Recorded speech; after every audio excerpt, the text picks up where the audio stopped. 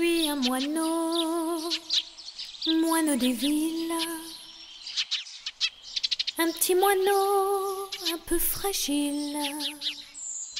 Rien qu'un moineau ébouriffé, mais un moineau en liberté.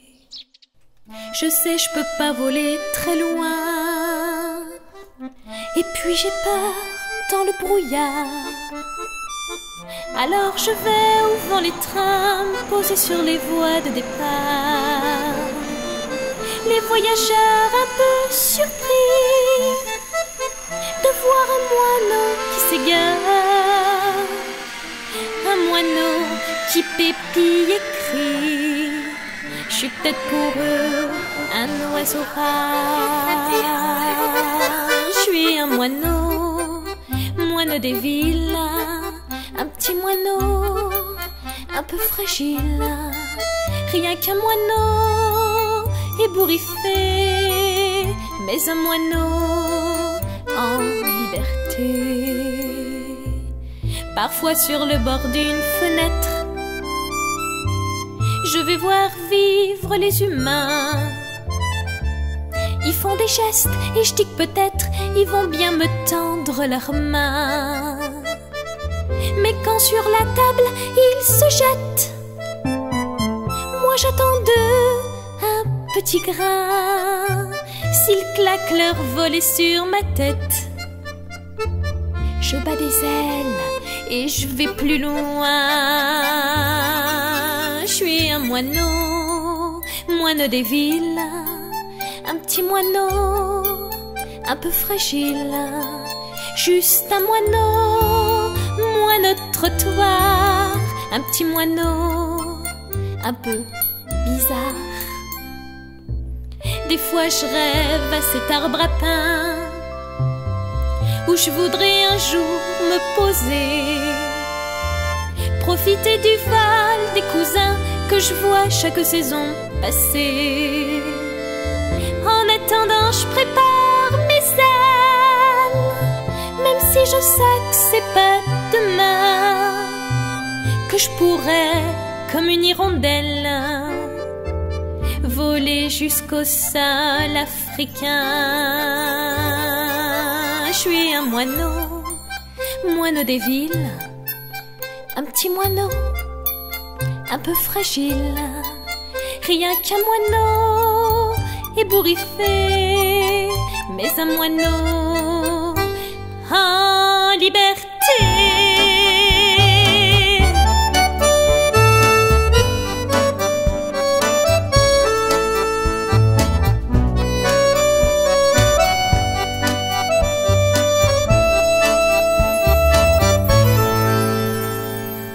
Je suis un moineau, moineau des villes. Un petit moineau un peu fragile. Rien qu'un moineau qui voit pas bien, mais un moineau qui voudrait bien voler plus loin.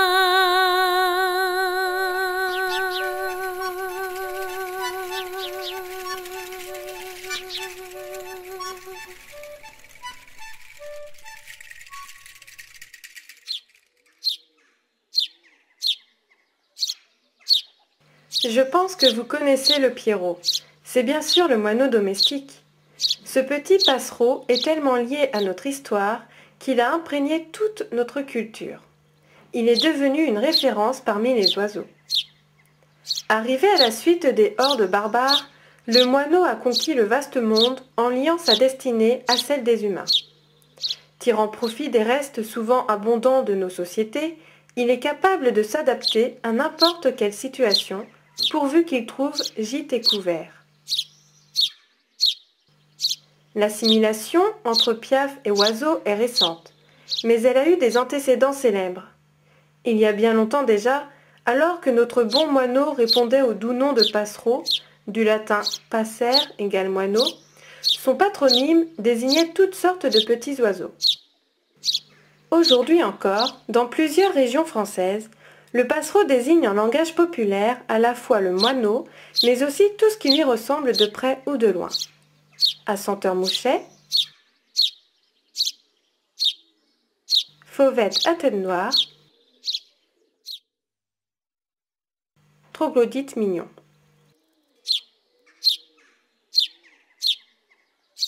Est inutile de rappeler que ce terme devait, lui aussi, passer à la postérité en désignant l'ensemble des oiseaux appartenant à l'ordre le plus répandu sur la planète, celui des passereaux. Accusé à tort de mettre à mal les récoltes de céréales, le moineau a vu sa tête mise à prix. Frédéric le Grand de Prusse, vers 1740, ordonna de les détruire et offrit une prime de 6 centimes par tête.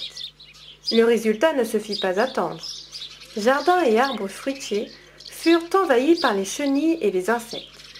Il fallut alors réintroduire en toute hâte les moineaux que l'on avait détruits à grands frais, malgré des études précises qui avaient mis en valeur la grande part insectivore de son régime alimentaire. On peut le qualifier de prolétarien et d'autres péjoratifs. Cela n'enlève rien au fait qu'il est l'oiseau le mieux adapté à vivre aux côtés et aux dépens de l'homme, aussi bien dans la grande ville qu'au village et dans la cour des fermes.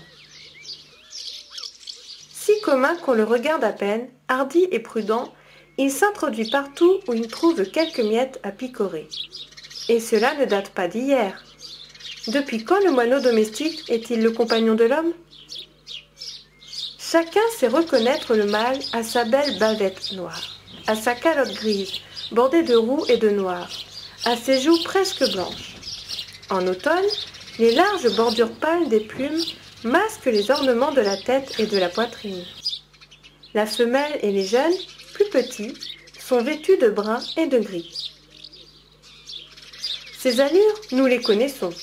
Robuste et trapu, il sautille sur ses pattes écartées, si bas que son ventre paraît traîner. Le plumage est lâche et gonflé. Les ailes pendent un peu. La queue semble expressive avec ses mouvements nerveux. Sa vigilance est rarement en défaut. Il sait quelle distance il doit garder et ce qu'il peut se permettre. Sans gêne, il picore sur les tables et sous les chaises des restaurants, pénètre parfois dans les maisons, reconnaît les personnes qui le nourrissent et se pose même sur elles. Mais un geste éveille ses soupçons. Les poursuites le rendent méfiant et farouche. Les jeunes sont visiblement moins expérimentés que les adultes qui savent éviter les embûches avec beaucoup de perspicacité et ne s'éloignent guère d'un refuge quelconque.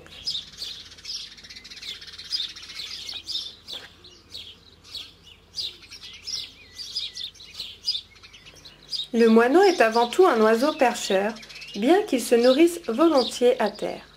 Il arrive même parfois à se suspendre aux extrémités des branches. Mais il est toujours assez lourd d'aspect et de mouvement. Son vol même n'est pas gracieux, quoique rapide, direct ou onduleux, selon les cas, avec des battements d'ailes pressés. Pour lui, c'est avant tout un moyen de locomotion utilitaire et non une occasion de plaisir.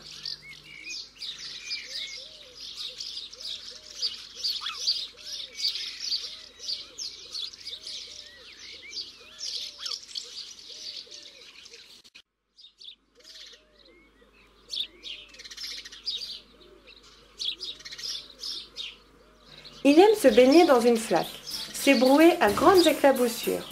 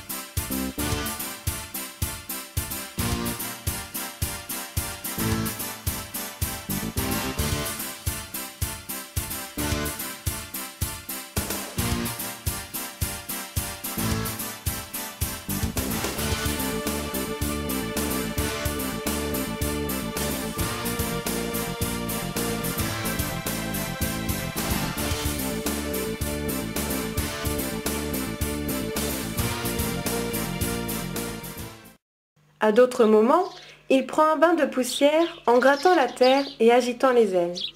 Et il est très curieux de voir cette action se propager par contagion aux autres moineaux du voisinage et former autant de petits cratères dans le sol.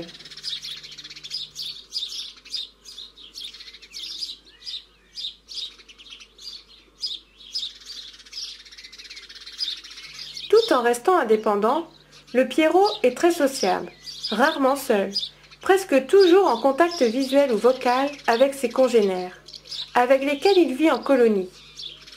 Pendant l'été et l'automne, on peut voir de grandes troupes de moineaux domestiques, composées en forte majorité de jeunes qui rôdent dans les champs, piaillent dans les haies et se mêlent volontiers aux friquets, aux bruants, aux pinsons et autres fringilles. Alors que la plupart des moineaux adultes et cantonnés dorment dans les nids et les cavités aménagées à cet effet, les autres se rassemblent volontiers dans un dortoir commun, surtout dans les villes. Vers le soir, par petits groupes, ils survolent les toits et convergent vers le lieu de réunion, en général un groupe d'arbres ou une paroi de maison couverte de lierre, où leur bruyant conciliabule se prolonge jusqu'à la nuit. Je connais plusieurs de ces dortoirs, dans du lierre dominant des rues ou des places très fréquentées. Au-dessus du trafic intense, les moineaux piaillent par centaines à la lumière des lampes électriques, puis s'endorment peu à peu. Selon les lieux, ils rallient aussi des haies, des massifs de bambous ou de roseaux, des amas de branches coupées, des avant-toits. Ils se creusent même des loges dans le foin. Ils s'éveillent assez tard le matin. Si ce moineau est devenu domestique, c'est-à-dire attaché aux maisons de l'homme, c'est évidemment par intérêt, afin de profiter du grain de ses récoltes. En effet, sa distribution dépend avant tout de celle des céréales, blé, seigle et avoine, qui lui donnent sa nourriture de base, même sous forme de pain. Il s'abat en troupes dans les champs, glane dans les fermes, autour des meules et des batteuses, exploite les poulaillers, les fumiers et le crottin, donnant sa préférence au grain en lait. En outre, il mange les semences d'une foule de plantes sauvages ou cultivées, et même celles des conifères. La verdure tendre n'est pas dédaignée. Jeunes pousses, bourgeons, feuilles, boutons de fleurs et fleurs elles-mêmes. On sait qu'il aime les fruits juteux et doux. Cerises, prunes, fraises, raisins, groseilles, poires. À la belle saison, les insectes lui fournissent un appoint sérieux. Hannetons et autres coléoptères, sauterelles, papillons et chenilles, pucerons, diptères qu'il poursuit souvent au vol. À l'occasion, il prend des araignées,